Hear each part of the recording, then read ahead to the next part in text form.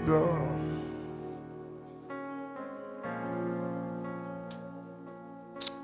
Je vais saluer et bénir tous ceux qui nous suivent en ligne. Et bénir quelqu'un aussi qui est dans la salle.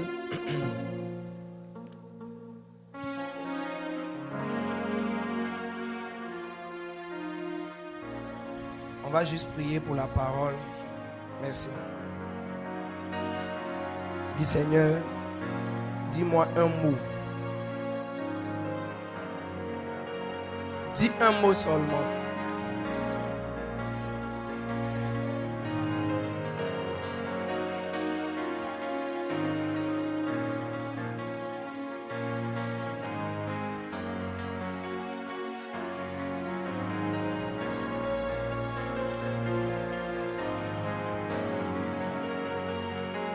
Tu es exaucé au nom de Jésus. Amen.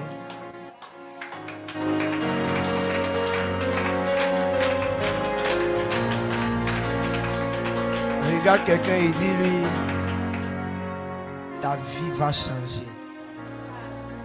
Hier, nous avons parlé de notre mentalité, n'est-ce pas? Il y a certaines choses que tu n'es plus prêt à accepter sur cette terre. Vrai ou faux? Les choses par lesquelles tu te définissais avant ont changé hier. Tu comprends qu'il n'y a rien qui justifie qu'un enfant de Dieu soit pauvre. Il n'y a même pas un seul verset qui dit ça. Même pas un. C'est pourquoi je veux prier spécialement pour tous ceux qui ont, par la force des choses, entendu des enseignements, doucement, qui leur ont fait accepter que, vous voyez, les gens prennent les versets hors contexte. Et ce soir, permettez-moi de prendre le temps d'enseigner bien. Parce que quand on se laisse ici, on s'en va vivre ces choses. Donc il ne faut pas que les choses soient faites à moitié. Amen. Donc respectueusement, si ton œuvre, tu vois que ton œuvre est presque arrivée, tu t'éclipses. Amen. Mais avant de partir, n'oublie pas de faire ton offrande. Il y a des personnes qui ont dit que Dieu a éprouvé Job et il l'a rendu pauvre. Alors ça veut dire que si Dieu doit t'éprouver, il doit te rendre riche et venir t'éprouver pour te rendre pauvre. Toi tu es déjà pauvre et on veut t'expliquer que Dieu doit te rendre plus pauvre que ça. Demande à quelqu'un, c'est de quel Dieu il est question? Est-ce que c'est le même Dieu de la parole? À aucun moment le Seigneur n'a mis son onction, sa grâce sur quelqu'un et tu lis dans la Bible qu'il était pauvre. L'âge de l'alliance est rentré dans la maison d'Obed-Édom. Le même jour, Obed-Édom, dans les 3 à 6 mois qui ont suivi, la nouvelle est arrivée aux oreilles du roi David que depuis que l'âge de l'alliance est rentré dans la maison d'Obed-Édom, depuis cette époque, il est devenu fort riche. David dit, ramenez-moi l'âge de l'alliance rapidement. Donc tu vois, partout où on prie Dieu, si on dit le nom de l'Éternel quelque part, la chose la plus logique qu'on est en droit d'attendre, c'est que la prospérité rentre. J'ai dit, chez toi à la maison, pourquoi on prie et il n'y a pas la prospérité? Certains enfants de Dieu estiment que dormir avec climatiseur c'est un luxe. Ce n'est pas un luxe, c'est le naturel. C'est la chose la plus normale. Je prophétise que tu dormiras sous des climatiseurs. Ventilateur là c'est petit pour toi.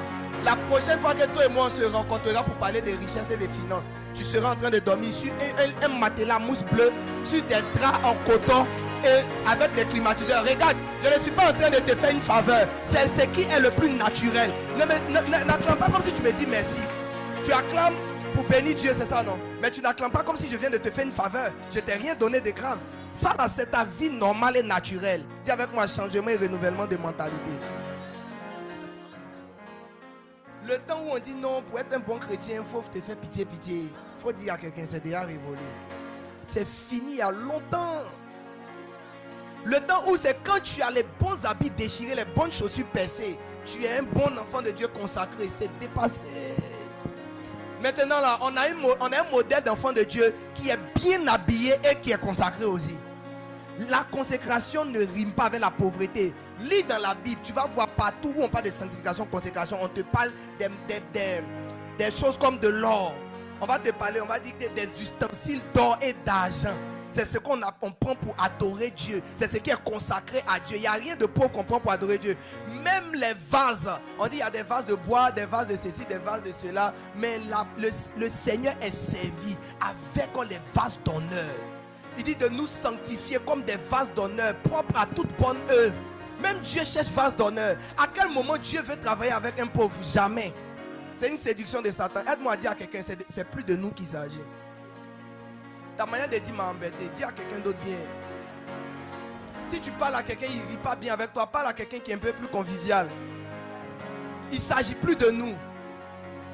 Il est important pour moi d'insister, de réinsister sur le changement de mentalité, parce que tout ce qui vient après n'aura aucun sens. On va te parler la loi de ceci, la loi de cela. Mais tant que dans ta tête c'est bloqué que cette histoire de loi là, nous on n'est pas allé à l'école là. On va appliquer loi comment? C'est quoi encore? Principe 1, principe 2. À quelle heure il est fini ça? Satan va te dire, tu vois le séminaire là, ils t'ont appelé non?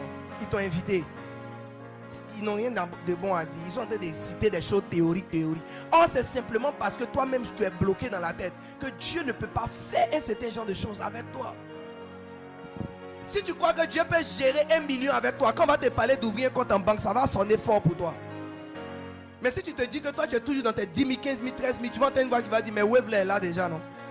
Tu vois un peu ce que j'appelle le changement de mentalité. Ce soir, que la main de Dieu vienne renverser toute opposition à la connaissance de Christ. Je renverse tous les raisonnements. Rien ne nous a condamnés parce que nous sommes à niveau à être pauvres et misérables. Rien.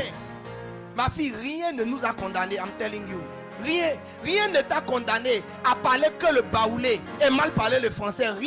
Rien ne t'a condamné à ne pas porter veste aussi avec cravate. Rien. C'est moi qui te dis, il y a juste un blocage dans ta tête qui t'a interdit sans l'effort de qui que ce soit de porter ce genre de choses. Pour porter un costume, c'est combien?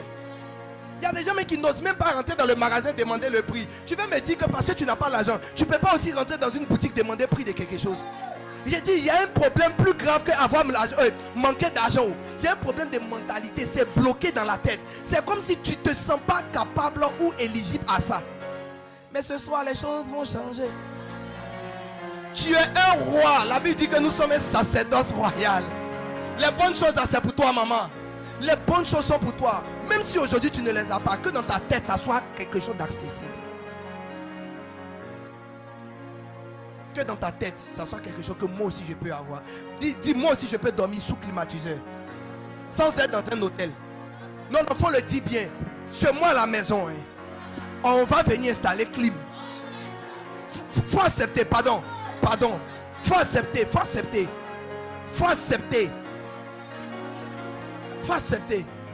C'est fini, c'était la dernière année où on venait te rappeler que l'heure de la mensualité ou bien l'heure du loyer, ça va être ta scolarité, il faut payer ou bien le loyer. C'est la dernière année où ils t'ont posé question. La prochaine fois, tu vas payer avant la date. Ton propre propriétaire doit te demander qu'est-ce qui a changé chez toi. Un jour, il y a un homme qui ne croyait pas en Dieu, il était au Cutis au Nigeria et il a décidé, il avait dans son quartier, ils étaient un collège de 3 amis très pauvres. Et un a décidé de rentrer dans l'église, dans une église qui avait la réputation de faire des riches. C'est-à-dire quand tu rentres dans cette église, on ne sait pas, mais il y a une alliance qui te bénit. Un peu comme CCRF en partie de mars 2026 maintenant, tu vois. Il y a une grâce dans l'église qui fait que les gens sont bénis d'une manière. Donc le monsieur qui habitait là, à un moment donné, il a déménagé. Et on voit qu'il a commencé à faire des affaires. Ça allait bien, il habitait une belle maison. Après, il a pu acheter un véhicule. Après, en tout cas, les choses allaient bien. Donc son deuxième ami, le deuxième, c'est-à-dire ils étaient un club de 3. Lui, il a eu et puis il les a laissés. Ne sois pas ce genre de camarade. Et je souhaite que tu n'aies pas ce genre de camarade. Donc ils sont restés 2 camarades. Il y a un qui dit, où l'autre est parti et puis sa vie a changé là. Il est parti aussi. Il est parti. Au bout de quelques mois, lui aussi, il quitte le bidonville. Il s'en va, il habite un bon coin, etc., etc. Donc le troisième dit, non. C'est vrai que moi, je ne crois pas en Dieu. Les 2 autres, ils croyaient un peu en Dieu, mais ils faisaient chrétienté façon. Il dit, c'est vrai que moi, je ne crois pas en Dieu. Mais il est parti aussi. Au moins, je vais voir, est-ce que c'est vraiment ça qui leur fait ça? Donc, il est parti et il s'est assis au fond de la salle. En mode, c'est que ça fait, ça n'a qu'à me faire voir. Il n'a même pas prié. Quand il est sorti, il y a quelqu'un qui lui a dit, c'est vous, monsieur Dan? Oh, ok, je vous cherchais. Il y a longtemps, le Seigneur m'a mis à cœur. Vous êtes chrétien, non? On lui pose la question. Vous êtes chrétien, selon vous, il va répondre quoi? On dit, le Seigneur m'a dit de vous remettre une offrande. Mais vous êtes chrétien, non? Oh, lui, en vérité, il n'est pas chrétien. Vous êtes chrétien, non? Là, il confirme, il dit, oui, Jésus est chrétien. Moi, mais j'adore Jésus même. Le monsieur lui a donné une grosse enveloppe. Avec cette enveloppe, il a commencé un business. Il a commencé à être béni. Le gars a cru en Dieu. Pas parce qu'on lui a dit Jean 3, verset 16. Il a cru en Dieu parce qu'il a vu un Dieu qui enrichit ses enfants. S'il peut faire ça pour des gars qui ne croient pas en lui, à combien plus forte raison nous qui croyons en lui?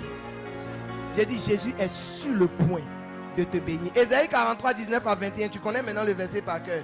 Je vais faire une chose nouvelle, sur le point d'arriver. Je mettrai des eaux dans le désert et des fleuves dans la solitude. Les animaux me glorifieront et mon peuple sera abreuvé, mon élu. Je crois dans mon cœur. Je ne sais pas si toi-même tu crois, mais moi je crois dans mon cœur que ton histoire a changé. Je ne m'attends plus à te voir pleurer encore. C'est fini. Je ne m'attends plus à te voir pleurer encore. Je ne m'attends plus à te voir faire des calculs encore. C'est fini, camarade. C'est fini.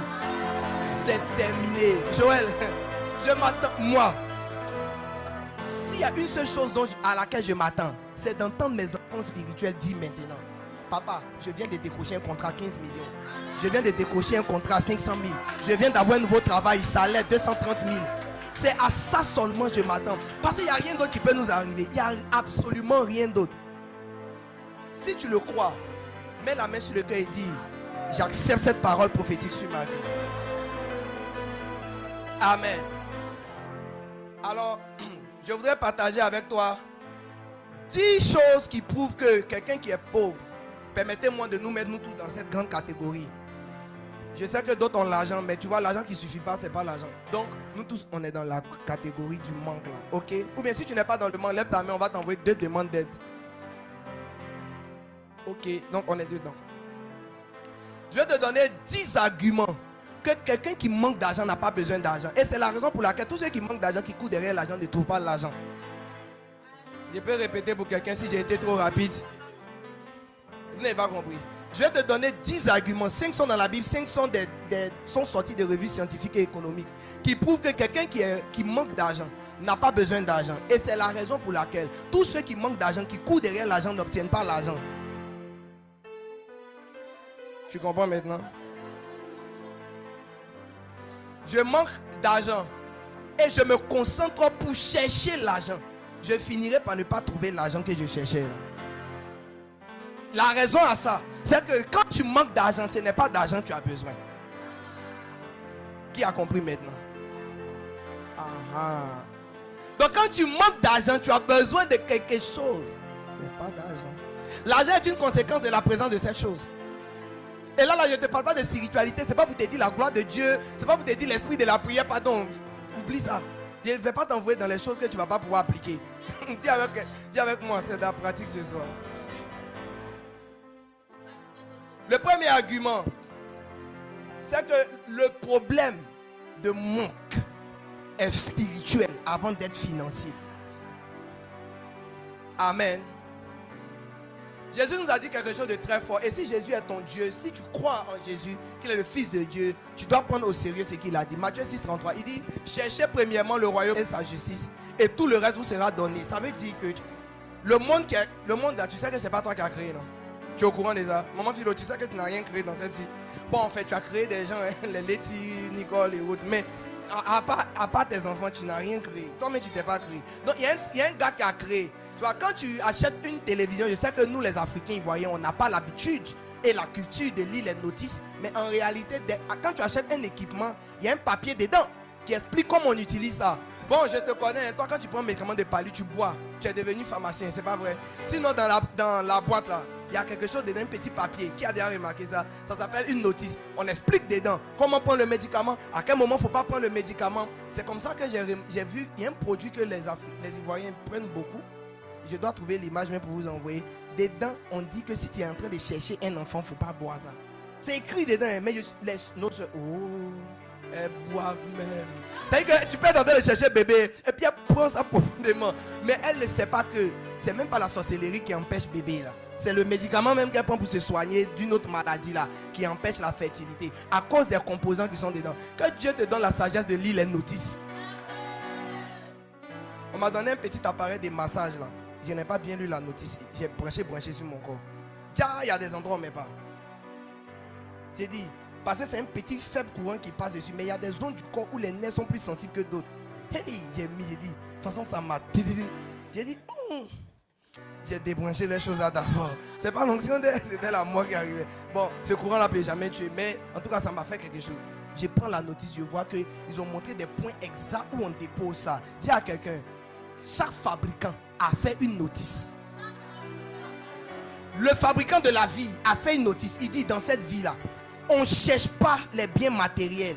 On cherche le royaume et la justice de Dieu. Et les biens matériels, on te donne. Si tu ne peux pas comprendre ça, il ne faut pas chercher la prospérité. Ça ne va pas venir. Parce que ce n'est pas toi qui as créé la vie. Tu vois ce monde-ci, la lune. Est-ce que tu as dit au soleil d'aller se coucher? Tu n'as pas dit. Il dit, dans mon royaume, personne ne s'intéresse à chercher l'argent. Et puis, c'est l'argent il va trouver. Chez nous là, on cherche le royaume de Dieu. Comment l'église va avancer? Comment l'église va être belle? Comment Jésus va gagner des âmes? Comment être dans la justice, la sainteté? Faire ce qui est bien, droit, correct, équitable.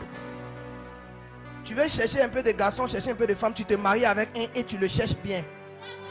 Tu ne te caches pas pour faire les fautes. Tu es dans la justice. Tu sais que tu fais tout ok. Quand tu finis de faire ça, il y a comme des anges qui écrivent comme ça. Matthieu 6,33, coché. Donnez-moi un nom, Joël. Joël peut être riche. Donc quand tu as dit, Seigneur, j'ai besoin de habits de Pâques. Au ciel, on n'entend pas cette phrase. Par contre, quand il dit, Seigneur, je prie pour les âmes de Divo. Une fois que les gens sont en train les gens sont en train d'être sauvés, ou le Seigneur entend cette prière, on se pose la question, est-ce qu'il n'y a pas de besoin dans sa vie? À part que là, c'est pas encore ok. Et on lui envoie. Mais regardez la maison. Notre gagneuse dame number one de Divo, pas dormir si un matelas PC ou Nat. Oh, l'ange de qui? C'est pas Gabriel en tout cas. Il y a un autre ange là-bas qui envoie l'argent aux gens. On l'envoie vers toi. C'est comme ça que tu entends des gens rendre témoignage que j'étais là et quelqu'un m'a donné ça. Quelqu'un m'a donné ça. Tu te poses la question, pourquoi c'est à eux, on donne jamais à moi? Mais est-ce que toi tu fais ce que eux ils font? Quand tu as le temps là, toi tu préfères regarder film, jouer, t'amuser, alors qu'il y a des gens qui prennent certaines heures de leur journée pour prier pour que l'œuvre de Jésus avance. Il dit en Matthieu 6,33, si toi tu es occupé à trouver ton argent, continue à souffrir pour trouver. Ceux qui sont en train de s'abandonner et de penser à Dieu, Dieu lui aussi s'abandonne et pense à lui. Si tu t'occupes de toi, lui aussi s'occupe de lui. Quelqu'un comprend ça? Ça c'est le premier élément qui prouve. Regarde quelqu'un, il faut lui dire, même si tu ne crois pas, comme tu n'as pas fabriqué, il faut accepter. Deuxième argument, que celui qui manque d'argent n'a pas besoin d'argent. Celui qui manque d'argent parce qu'il ne sait pas gérer ce qu'il avait eu. Il n'a pas su gérer ce qu'il a eu plus tôt. Donc même si on lui en donne, il va encore dilapider. Amen. Est-ce que je parle à quelqu'un?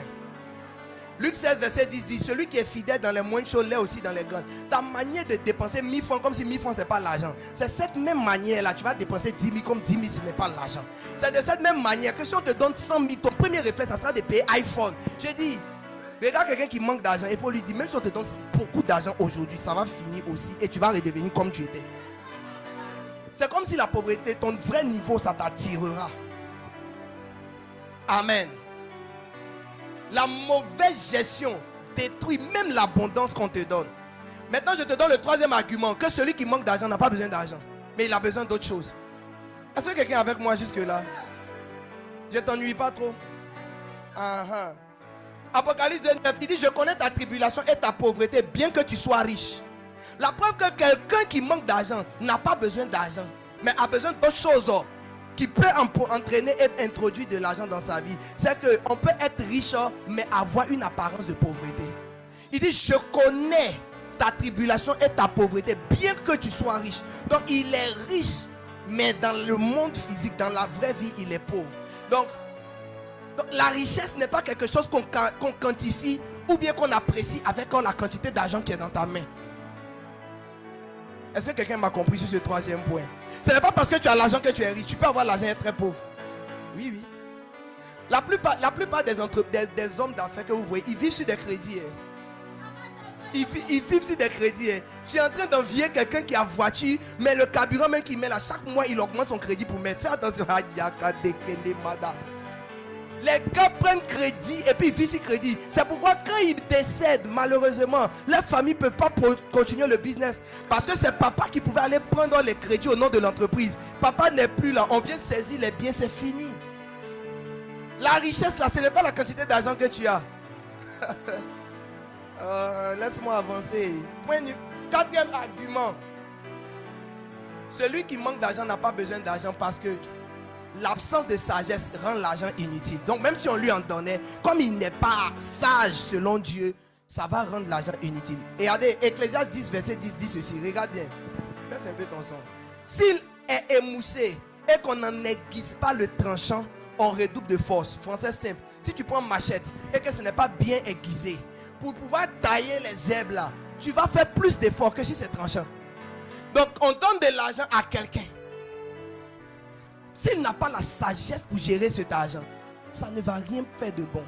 Vous n'avez jamais vu des gens qui ont eu de l'argent et puis avant la fin du mois, ils sont redevenus pauvres encore. Amen. L'efficacité de l'argent, la rentabilité de l'argent, le fait qu'un peu qui est rentré là, porte du fruit, ne vient pas de comment est-ce qu'on t'a donné beaucoup. Ça vient de comment est-ce que tu as été assez sage pour gérer ça. Moi, quand je vois quelqu'un à qui on donne 200 et puis dit c'est petit, je comprends que cette personne ne va jamais être riche. En matière d'argent, il n'y a rien qui est petit. Oh, je ne sais pas si j'ai déjà décollé avec quelqu'un. Laisse-moi te donner mes arguments d'abord. Cinquième argument. Le caractère précède la prospérité durable. Donc, celui qui manque d'argent et qui cherche l'argent, même s'il a obtenu cet argent, ça ne va rien faire avec lui. Nous tous qui sommes ici, on a déjà touché beaucoup d'argent. Dites la vérité. Tu ne vas pas me dire que tu n'as jamais touché 200 000. Tu ne vas pas me dire que tu n'as jamais touché 30 000. Ça dépend de ton âge.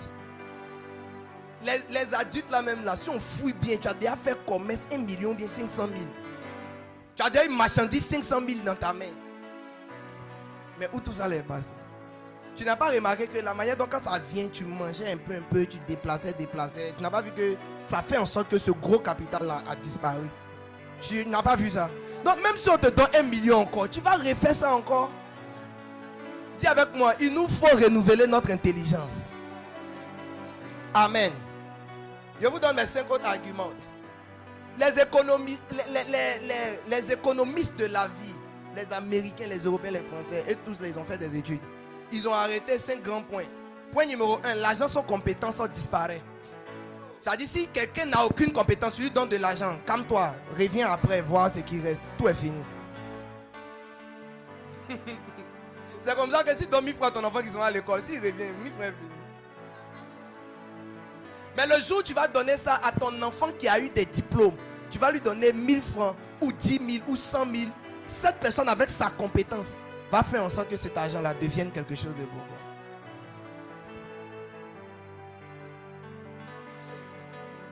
Deuxième élément, ils ont estimé que le problème est souvent la valeur créée, pas le capital.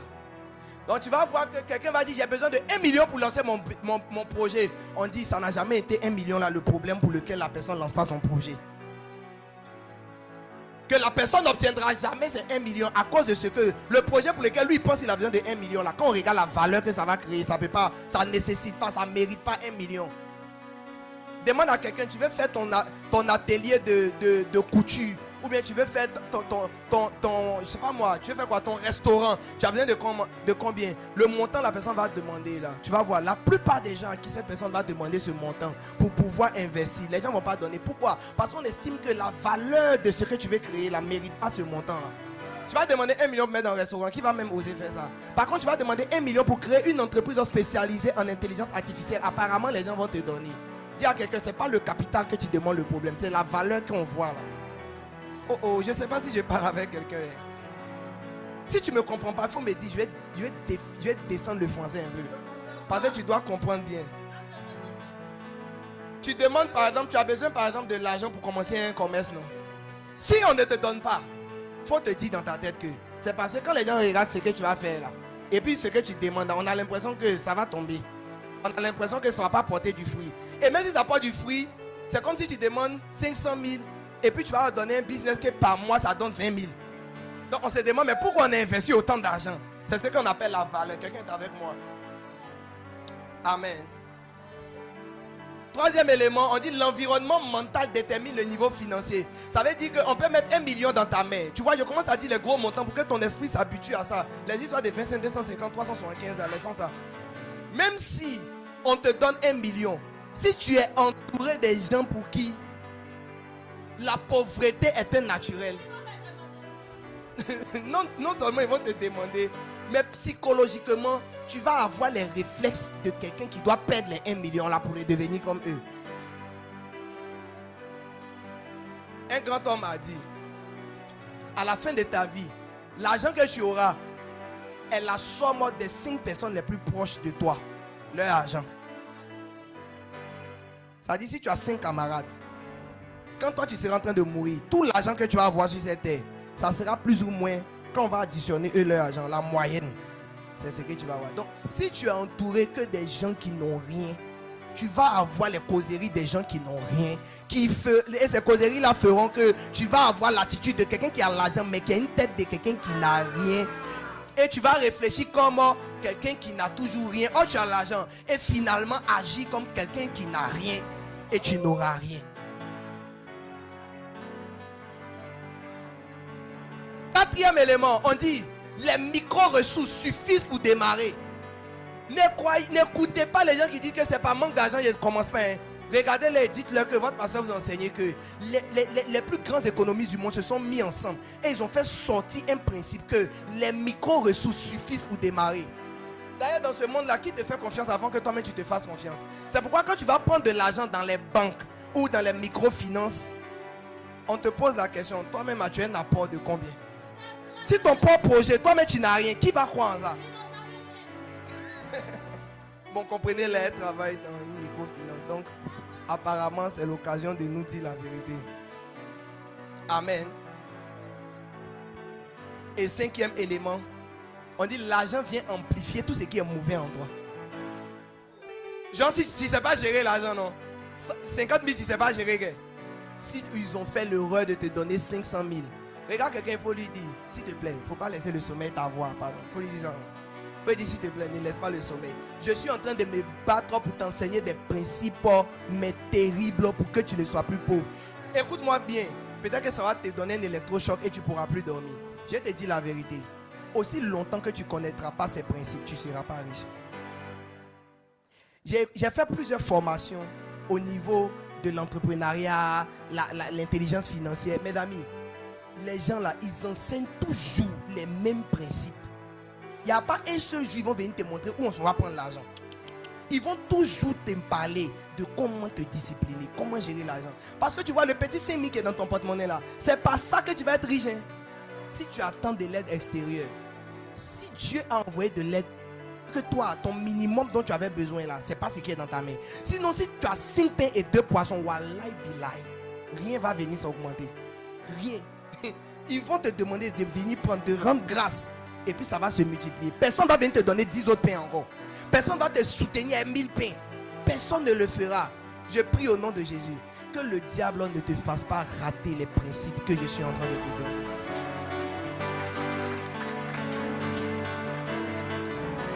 On dit quelqu'un qui est désordonné pauvre, il sera encore plus désordonné quand il sera riche. Tu penses que tu as besoin d'un plus grand placard pour que tes habits soient pliés? C'est faux. On va te donner grand placard. Tu auras aussi beaucoup d'argent pour payer beaucoup d'habits. Donc, beaucoup d'habits dans grand placard égale petit habit dans petit placard. J'ai dit, ça sera toujours mélangé. Quelqu'un qui est déjà paresseux, s'il gagne l'argent, paresse fois 12 millions. Si tu ne pouvais pas laver habits avant, c'est pas maintenant où tu auras l'argent là que toi tu vas laver quelques habits. À quelle heure? J'ai dit, quand tu prépares, tu as du mal à laver les assiettes. Si tu es riche, toi, tu ne vas jamais laver l'assiette encore. Donc tu vois, l'argent ne vient même pas pour t'arranger. L'argent vient pour amplifier tes défauts. C'est pourquoi notre Dieu qui nous aime, il ne nous donne pas l'argent quand nous manquons d'argent. Quand on manque d'argent, il nous apporte la sagesse. Voici la chose dont tu as besoin. La Bible dit que la sagesse, elle enrichit celui qui la possède. La Bible dit que la sagesse a acquis des biens durables. Ça veut dire que quand tu as la sagesse, tout ce que tu gagnes, ça dure avec toi. Oh oh, quelqu'un est avec moi ou pas? Lève la main et déclare au nom de Jésus que ta manière de penser par rapport à l'argent a changé encore.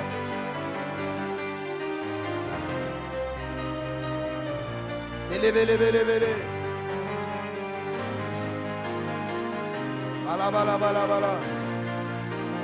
Bele bele bele bele. Bele bele bele bele bele bele bele.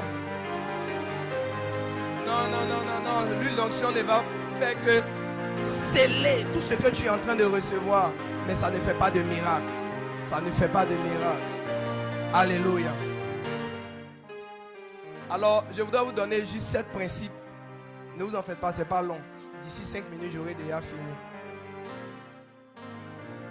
Mais avant ça, j'aimerais que quelqu'un m'aide à lire Ecclésiaste 7, verset 12 et Proverbe 8, verset 18. Pardonnez, même si vous avez tout oublié dans ce séminaire, n'oubliez pas Ésaïe 43, 19 à 21 et Proverbe 8, verset 18. N'oubliez plus jamais de votre histoire ces deux versets. Ésaïe 43, 19 à 21 et Proverbe 8, 18. Proverbe 8, 18 dit ceci. Avec moi sont la richesse et la gloire, les biens durables et la justice. Quand tu lis le Proverbe 8, c'est la sagesse qui est en train de parler. Donc quand elle dit avec moi, ça veut dire si tu cherches adresse de l'argent. Vous cherchez adresse de l'argent. Vous voulez savoir où les richesses sont. La solution est tout trouvée. Je vous la montre. Proverbe 8, 18. Je n'ai pas interprété, c'est écrit noir sur blanc. Où la richesse est avec la sagesse. Il dit avec moi sont la richesse et la gloire, la sagesse. Maintenant la vraie question ce soir, c'est est-ce que tu es prêt à recevoir la sagesse de Dieu? La sagesse c'est le comment des choses. Comment on fait pour devenir riche?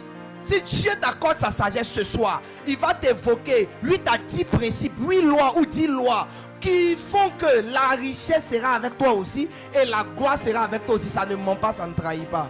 Et nous tous, moi y compris, nous allons commencer à appliquer ça en mars 2026. Et d'ici la fin de l'année, on sera béni. Dis avec moi, on sera béni.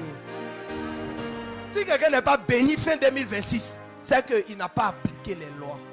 Parce que la sagesse dit que les richesses, la richesse et la gloire sont avec elle. Comment les dieux, tu comprends ça? Elle est bien durable. Ça veut dire ce que tu vas avoir aussi, ça ne va pas finir tout de suite. Ça ne va pas finir tout de suite. Ecclésiaste 7, verset 12. Qui a trouvé ça? Quelqu'un a trouvé Ecclésiaste 7, 12, 8, camarade. Dis parfait. On y va. Oui. À l'ombre de la sagesse. Donc tu vois tout à l'heure il parlait de la sagesse. Mais maintenant la sagesse est là, le soleil frappe. Donc ça crée une ombre. Donc quand la sagesse est là et que toi tu es à l'ombre de la sagesse, on va voir, oui. Ah, j'ai pas compris. Je t'ai donné 2 versets. La Bible dit on doit croire un témoignage sur au moins des positions de 2 ou 3 témoins. Je t'ai donné au moins 2 témoins. Ça peut aller. À l'ombre de la sagesse, on est abrité à l'ombre de l'argent. Tu cherches l'argent.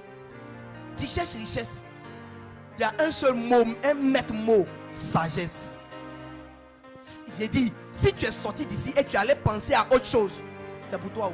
Tout ce qu'on est en train de faire depuis lundi, mardi, même tout à l'heure, tout ce qui a précédé, c'était pour nous préparer à recevoir la sagesse. L'argent n'est pas avec l'argent, l'argent est avec la sagesse. Amen. Si tu veux construire une maison, Proverbe 24, 3 à 4 dit, c'est par la sagesse qu'une maison s'élève, pas par l'argent. Oh. Je croyais que c'est l'argent qui allait nous aider à construire notre église. Quand la révélation est tombée, j'ai dit, Seigneur, j'ai besoin de la sagesse de la construction. Amen. La sagesse est ce par quoi une maison s'élève, pas l'argent. Parce que les richesses et la gloire sont avec la sagesse. Et quand tu as l'ombre de la sagesse, tu as l'ombre de l'argent.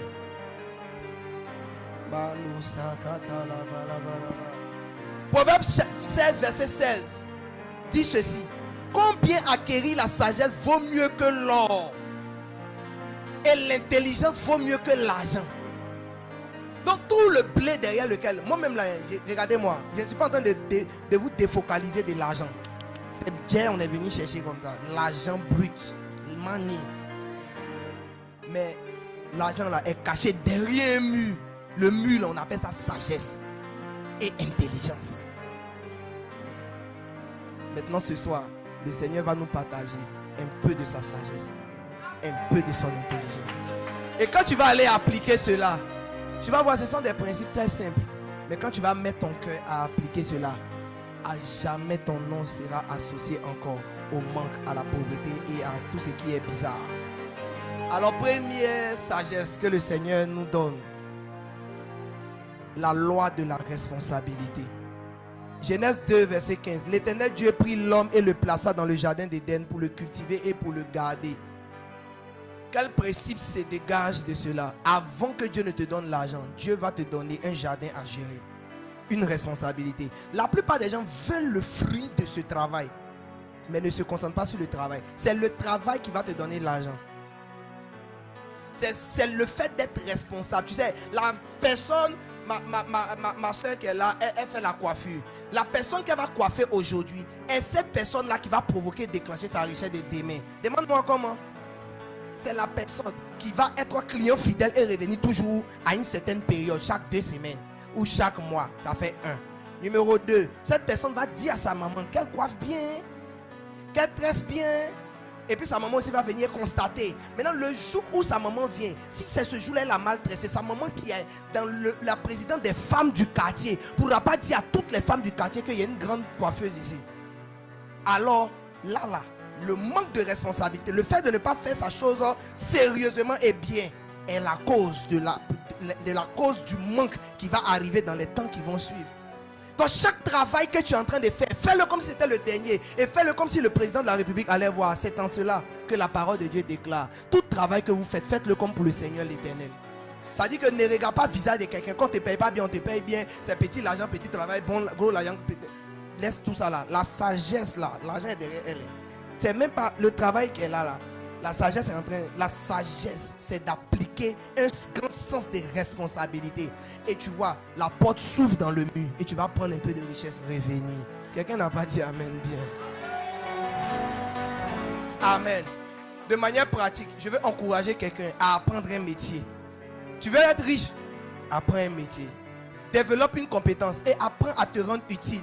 Je dis à quelqu'un, si on ne te paye pas pour ce que tu fais, c'est que personne n'a besoin de ce que tu fais. Ou si personne ne te donne de l'argent, c'est que les gens estiment que la manière dont toi tu fais ta chose, on n'a pas besoin de ça. Oui, c'est vrai, tu fais quelque chose, tu vends quelque chose, mais on n'a pas besoin. C'est pour ça que les gens ne payent pas. Si les gens avaient besoin, ça s'appelle la loi de l'offre et de la demande. Arrête de te lamenter à partir d'aujourd'hui pour dire, hey, je vends, personne n'achète. Même maintenant, là, tes jus là dans des bidons et voici personne n'achète. Peut-être que les gens qui doivent acheter là, ils estiment que sachet, c'est plus pour leur grade. Ils estiment que tes boîtes que tu ramasses planète par terre là, nous tous on sait d'où ça vient. Dès qu'on voit ça comme ça, on sait d'où ça vient. Souvent même les enfants ont mordu tête là, capuchon là. Donc quand on regarde comme ça, on sent d'où ça vient. Il y a quelque chose à changer.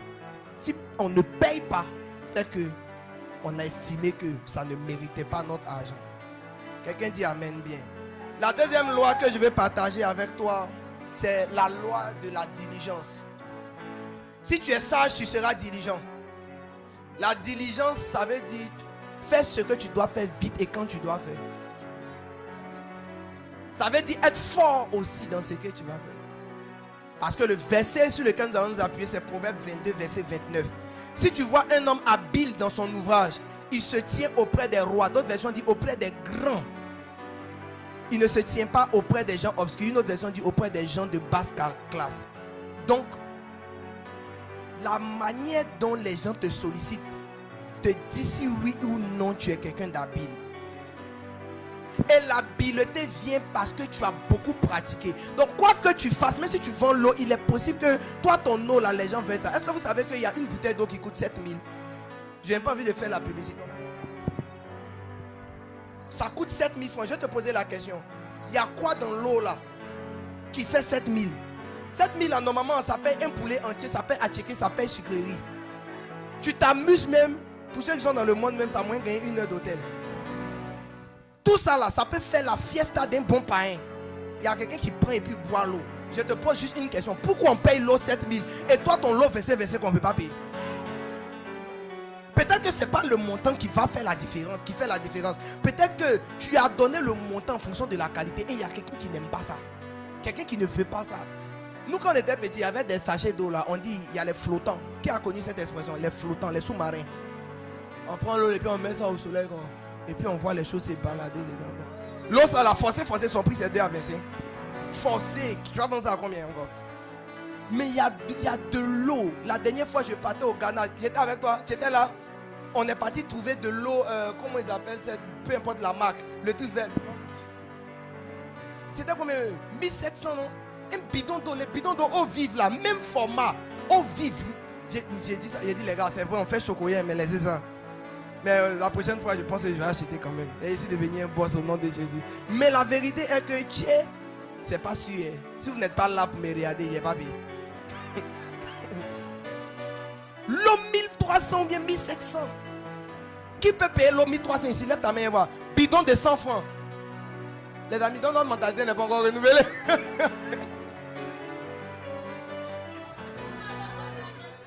Je vais reposer la question. Je vais reposer. Qui ici peut boire l'eau 1300? Voilà.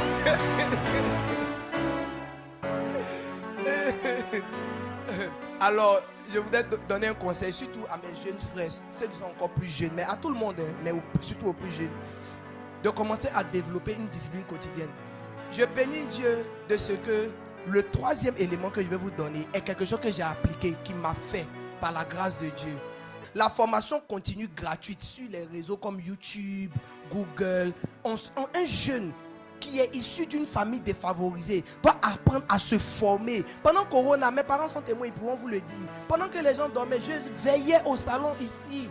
Et je travaillais. En ce temps, il n'était pas encore passé, il n'avait même pas encore vision d'église. Donc ici, c'était la maison de mon père. Et c'est toujours ça. Bref.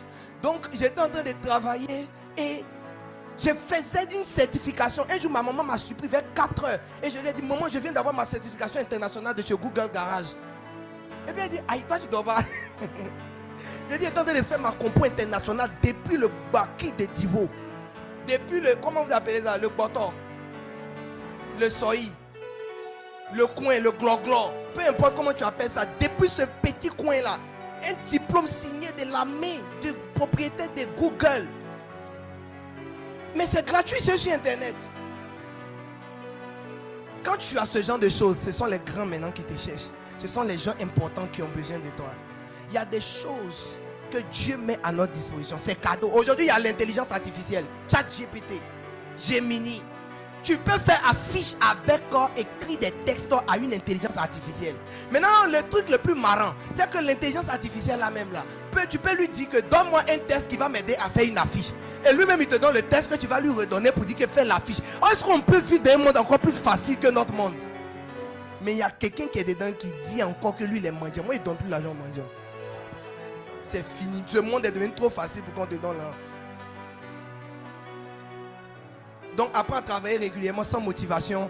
Développe une certaine discipline quotidienne d'apprendre quelque chose. Ne soyez pas paresseux. Surtout les jeunes gens là. Ne soyez pas paresseux.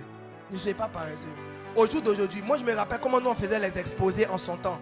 Tu vas aller au cyber avec Google. Vous êtes trois comme ça sur un seul écran. En train de faire des recherches. De faire des choses. Aujourd'hui, l'intelligence artificielle est là. Tu peux faire des recherches là-dessus, structurer ton exposé, lui demander même comment il peut synthétiser et puis tu vas retenir pour faire un résumé. Tu peux aller tellement vite. Si tu refuses cette sagesse, tu seras pauvre. I'm telling you. Personne, rien ne pourra t'aider encore. Tu es obligé d'apprendre. Et Dieu t'a facilité. Nous sommes bénis de vivre au 21e siècle, l'ère de la technologie. Aujourd'hui, faire exposer, tu peux le faire même pendant que tu dors. Tu lances, ça travaille là, et puis toi tu dors. Quand tu te réveilles exposé, tu bosses, tu vends. Mais il y a des gens qui préfèrent prendre ça pour tricher. Mais c'est une sagesse que vous pouvez appliquer. Troisième sagesse, la loi de la gestion. Pour ceux qui prennent note, notez Luc 16, verset 10. Peu importe le montant qu'on vous donne, je vous en supplie. Si vous voulez devenir des gens que Dieu prend plaisir à bénir, je vous en supplie, apprenez à gérer tous les montants avec respect. Il y a des gens qui traitent 1000 francs comme si c'est du n'importe quoi. Et c'est pour eux, c'est 50 000 quelque chose. C'est 30 000 qui est quelque chose. Regarde, même si tu trouves 250 francs, il faut gérer ça bien. Tu vas te rendre compte que c'est ton 250. Bien géré, que Dieu a vu Et puis il a dit, celui-là, on peut lui faire confiance. Celui-là, on peut lui faire confiance. N'oubliez pas, l'argent est à l'ombre de la sagesse. C'est la sagesse que Dieu te donne qui attire ça vers toi. C'est quand tu fonctionnes avec les lois de la sagesse que la sagesse te procure ce qu'elle a avec elle. Donc ne me dis pas qu'il a fait quoi 250. C'est pas toi qui va faire quelque chose de 250. C'est la sagesse qui va apprécier, ou du moins la sagesse que tu vas déployer vis-à-vis de ces 250, que Dieu va apprécier pour te donner. Il y a un Dieu qui donne. Dis avec moi, il y a un Dieu qui donne.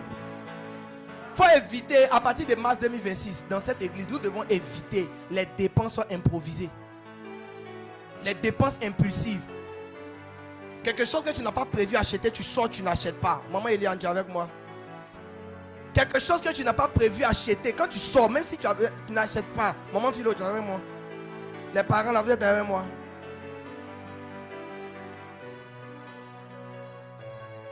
Nous tous, ça nous prend. Hein.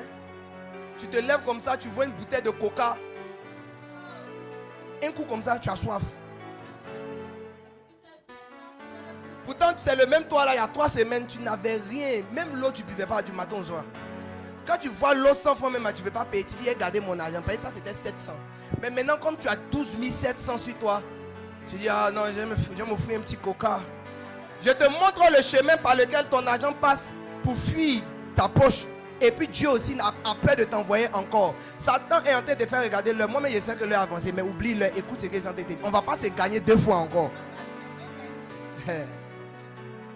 Créer une culture d'épargne. Peu importe l'argent que tu as, tu dois avoir au moins petit quelque chose à côté.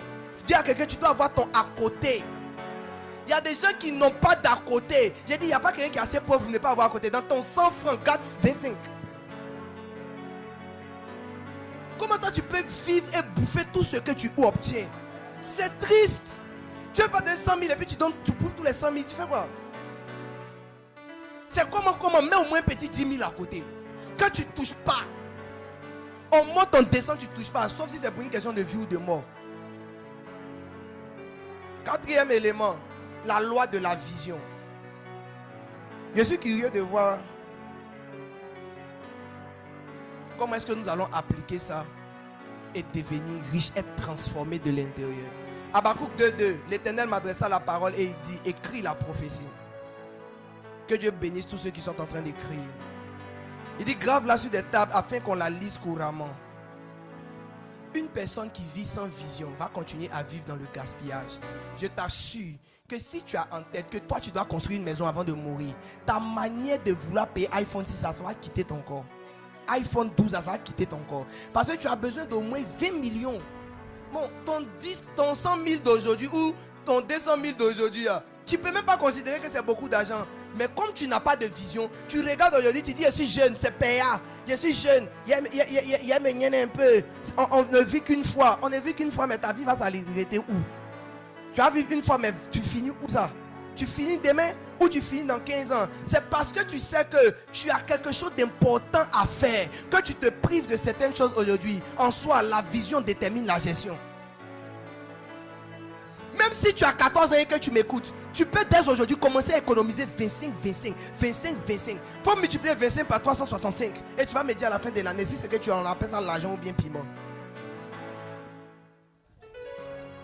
Il viendra un jour où tu vas demander 10 000 pour commencer un business. Si depuis que tu étais jeune, tu économisais 100 francs par semaine là, jusqu'à l'âge où tu as besoin de 10 000 pour dire pardonnez, donnez-moi 10 000, j'ai commencé à loco là, tu allais avoir. Je vais parler à mes jeunes gens, je vais parler à mes fils, à mes filles. N'attendez pas. Ayez une vision. Regardez un peu loin. Regardez plus loin que le bout de votre nez. On te donne petit de 200, tu estimes que c'est petit. Moi, je voulais te demander d'avoir épargne dans 200 là. Tu vas devenir ici dans de qui? Qui même va te donner ça? Et je vais vous expliquer, peu importe ce qu'on te donne, tu redeviendras pauvre. Tranquille, comme les gens qui ont gagné l'auto ou bien tombola. 5e chose, la loi du courage. Tous ceux qui ont peur sont maintenus dans la pauvreté. Josué 1 verset 9. Ne t'ai-je pas donné cet ordre? Fortifie-toi et prends courage. Commence à préparer ta bouteille d'huile.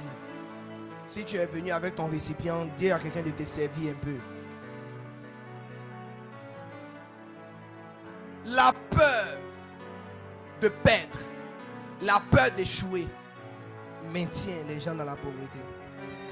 Tous ceux qui ont arrêté les études, ce n'est pas parce qu'ils ne pensent pas qu'ils peuvent réussir, c'est parce qu'ils ont peur d'échouer encore.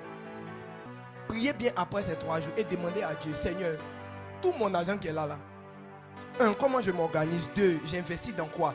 Si Dieu t'a soufflé seulement dans un songe, un truc à faire, j'ai dit, toi là, nous tous on va aller te demander l'argent chez toi à la maison. Tellement tu seras béni. Prends juste le soin d'être courageux et de ne pas avoir peur. Souvent tu as tellement souffert pour avoir ton petit argent qui est là. Si on te donne une idée de business même, ton cœur bat comme ça. Tout mon argent dépend, il est payé appareil photo et s'il n'est pas client. Tout mon argent dépend, il est loué magasin et si les gens ne viennent pas acheter. Ça dit que la peur, c'est un démon. Il te tétanise. Il fait que tu ne bouges plus. Il te prend. Même si quelqu'un te donne 25 000 tout de suite, la peur va dire, tu as pas 25 000 là pour investir. C'est pas mieux, tu as payé 1 mois de loyer. Ça dit, il y a quelque chose qui t'empêche. Je prie que la loi du courage soit ta meilleure amie. Le courage, être audacieux. Se lever et puis dire, moi aussi je peux faire quelque chose comme ça, ça va marcher. Moi aussi je peux faire panini au quartier, ça va marcher. Moi aussi je peux avoir ma caisse de galettes avec sucre, ça va marcher. Mais pas être à la maison pour dire, au quartier s'il n'y a rien de marche. Même si je fais ça là, ça va prendre même. C'est mieux laisser. Non. La sagesse, c'est d'être courageux. Il dit, ne t'ai-je pas dit, fortifie-toi et prends courage. Je vais dire à quelqu'un qui a peut-être essayé beaucoup de business, Dieu t'a envoyé dans ce lieu pour que ce soir je te dise que tu n'as plus le droit de te laisser tenir par la peur ou maintenir par la peur. Lève-toi, mais cette fois-ci, assure-toi que c'est lui l'Éternel qui t'envoie. Parce que quand c'est lui, il termine toujours par fortifie-toi et prends courage. Je vais dire à quelqu'un, ton salut, je ne pourrais pas terminer toutes mes lois malheureusement. Je sens dans mon esprit de m'arrêter sur cette loi. Mais j'aimerais terminer sur quelque chose que l'Esprit de Dieu m'a dit depuis le dimanche nuit. Il m'a dit, dis-leur d'oser commencer petit et d'apprendre à vendre. Il m'a même donné un verset. Je ne te raconte pas des bobas. Il m'a donné un verset. Il m'a dit de vous lire Ézéchiel 28, verset 5. Le verset dit, par ta grande sagesse, encore une fois ta grande sagesse, et par ton commerce, tu as accru tes richesses. Et par tes richesses, ton cœur s'est élevé. Il parlait de Satan, mais Satan a appris ça de qui? Satan a appris ça de qui? Satan a appris cette sagesse-là d'en haut. Que quand on veut augmenter les richesses, on fait du commerce. Je vais parler à tous mes enfants qui sont des travailleurs, pas fonctionnaires nécessairement, mais des travailleurs même dans le privé. Ne comptez pas sur votre salaire. Faites du commerce. Il dit, par ta grande sagesse et par ton commerce, tu as augmenté tes richesses. C'est faux. Quand tu vas à l'école, réfléchis à un commerce et tu augmenteras tes richesses. Ne croyez pas que ce que je suis en train de dire là, c'est juste du temps que je suis en train de perdre. Pauvre de toi si tu penses que je perds du temps. Je suis en train d'ouvrir et déblayer le chemin, d'enlever les arbres et les obstacles afin que tu deviennes quelqu'un. Écoute, le Seigneur te dit, ne reste pas les bras croisés. Personne dans cette église n'a désormais l'autorisation de rester main croisée. Tu n'as rien à faire, je vais te persécuter parce que tu trouves quelque chose à faire. Fais du commerce, vends quelque chose. Société de consommateurs. Les Africains nous sommes. On consomme seulement. Et tu nous vois, on fait toujours pitié. Mais on est toujours chez Diallo en train d'acheter quelque chose. Ces derniers temps, mon cœur est dans la joie. Tous les jours, on est en train de payer de l'eau. On dit maintenant le cul d'enfant vend l'eau. J'ai dit ok, maintenant on est devenu intelligent. L'argent là qui donne le bénéfice aux boutiquiers qu'on ne connaît ni d'Adam ni d'Ève. Maintenant eux là ils savent où on perd l'eau en gros. Nous aussi on sait. C'est quoi qui fait que toi tu ne vas pas prendre l'eau en gros pour nous vendre? Tu as frigo, tu connais où on prend l'eau. Il reste quoi pour vendre l'eau? On est ensemble à l'église. Nous tous quand on finit, on a faim. On s'en va dans le restaurant d'autrui. Tu ne peux pas venir t'installer à côté de l'église là, venir me faire un restaurant là. J'ai dit, tu vas commencer à faire du commerce au nom de Jésus. Tu me connais mal. Ces 2 temps là, je serai sur vous comme un moignon qui est rentré dans le pantalon de quelqu'un. Tu vas faire du commerce. Mon fils a pris taxi moto de son papa. Cette fois-ci, je n'ai pas dit que non, c'est mon fils dans la foi. Donc ton taxi moto, tu viens, tu fais cadeau. Hein. On lui donnait moins même que ce qu'on donnait aux gens. À un moment donné, je me suis fâché. Je lui ai dit non, je vais soutenir le business de mon petit. On lui donne le même tarif qu'on donnait aux autres. Si on gagne un peu plus d'argent, même on va le bénir. Tu sais pourquoi? Parce que quand c'est avec les enfants d'autrui, on paye le juste prix. Avec nos frères, on veut crédit. Avec nos frères, on veut qu'on nous fasse cadeau. J'ai dit que non, on va changer cette mentalité. Sinon, nos gens seront toujours pauvres. Et on ne pourra jamais finir la construction. Et on ne pourra jamais avoir des gens qui nous appellent pour dédicacer maison. Ou consacrer maison. Ou faire des consécrations de voitures. Nous aussi, on veut que les enfants de Dieu aient des voitures. Le monde va les respecter et apprendre la sagesse infiniment variée de Dieu par l'église. Ce n'est pas moi qui ai dit, c'est un verset. Tu dois faire du commerce. J'ai appris que tu fais du commerce. Que Dieu bénisse ton commerce. Mais maintenant, c'est toi-même. J'ai dit, toi-même, tu vas aller là-bas, soulever les choses des gens, monter dans le bateau, ou bien prendre l'avion, venir et attendre ça ici. Mes amis, fais du commerce. C'est que quelqu'un fait, tu es l'homme aussi, tu peux faire. J'ai dit, c'est que quelqu'un est en train de faire, et tu payes dans sa main. Tu es l'homme aussi, tu peux faire. Tu n'es pas l'homme. Alors s'il y a une petite fille comme toi qui peut vendre des chaussures, c'est que toi aussi en partant à l'école tu as 2 sacs. Un à gauche c'est ton cahier, l'autre à droite c'est tes chaussures. À 10 h quand les gens sont allés manger, tu dis il y a chaussures, il y a polo, il y a t-shirt, il y a ceci, mais chez moi il n'y a pas crédit. C'est moi on appelle maman, il n'y a pas crédit. Il n'y a pas monnaie, il n'y a pas crédit. Il n'y a pas monnaie, il n'y a pas crédit. Il n'y a pas monnaie, il n'y a pas crédit. Je suis arrivé, il n'y a pas monnaie, il n'y a pas crédit. Je ne connais plus l'argent. Je ne connais plus l'argent. Et puis tu commences à vendre les choses. Mes amis, l'argent est dehors, ça crie comme ça. La Bible dit que la sagesse est dans les rues, dans les coins de rue, et elle crie. Ça veut dire, derrière la sagesse, il y a richesse, il y a gloire. Ça veut dire que Dieu aussi est en train de crier dans la rue. Les photographes de l'église a pardonné. Allez élire domicile à la mairie. Arrêtez-vous là. Quand quelqu'un vient, tonton, excusez-moi, vous êtes venu pour vous enregistrer pour un mariage. Je suis photographe. Obtenez ma carte. 50% de réduction si vous m'appelez dans les 2 mois qui suivent. J'ai dit, fais du commerce. Maman, file ton coin qui est là. Tu fais le bien. Arrange ça. Investis un peu que tu as eu là. Fais ça bien. Mets climatiseur au ventilateur. Et regarde si Dieu va te laisser redevenir pauvre. Plus jamais encore. Parce qu'il y a une manière de faire du commerce. La Bible dit que fais du commerce. Et par le commerce, tu as accru tes richesses. Il y a des gens qui ont honte de vendre. Il ne faut pas avoir honte de vendre. Il faut dire au monde entier que tu vends. Dis avec moi, je suis un vendeur maintenant. Pendant de nombreuses années, j'avais honte. Sur Internet, vous partez, j'ai 2 noms. Mon nom de businessman, c'est Prince Jérémie. Mon nom de pasteur, c'est Juste Lédio. Là, il a fait en sorte que ça ne soit pas pareil. Et il y a une belle galère là qui a commencé à me cisailler là. Quand le Saint-Esprit m'est arrivé comme ça, il dit bon ok, laissons tous ces protocoles là. Ce que je sais faire, je vais faire ça. C'est un gars même pour qui j'ai prié même, qui a commencé à parler de moi et puis j'ai eu mes premiers clients. Ça veut dire que pasteur Yao, commerce Yao, tout est mélangé dans cette vie là.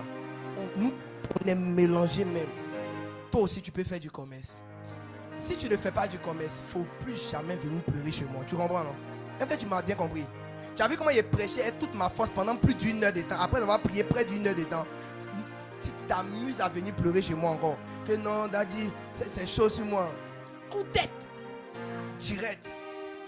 Chaos technique. Si tu viens me voir, c'est que tu viens et puis tu me dis, ben, papa, j'ai fait l'application, loi du courage. Allez là même à ce courage, mais qui me fait tenir.